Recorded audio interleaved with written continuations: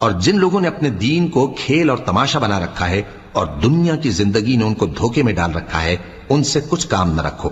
ہاں، اس قرآن کے ذریعے سے نصیحت کرتے رہو تاکہ قیامت کے دن کوئی اپنے اعمال کی سزا میں ہلاکت میں نہ ڈالا جائے۔ اس روز اللہ کے سوا نہ تو کوئی اس کا دوست ہوگا اور نہ سفارش کرنے والا، اور اگر وہ ہر چیز جو روئے زمین پر ہے بطور معاوضہ دینا چاہے تو وہ اس سے قبول نہ ہو۔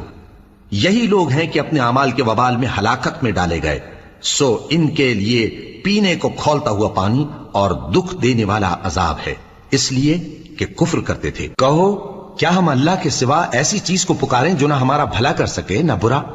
اور جب ہم کو اللہ نے سیدھا رستہ دکھا دیا تو کیا ہم الٹے پاؤں پھر جائیں؟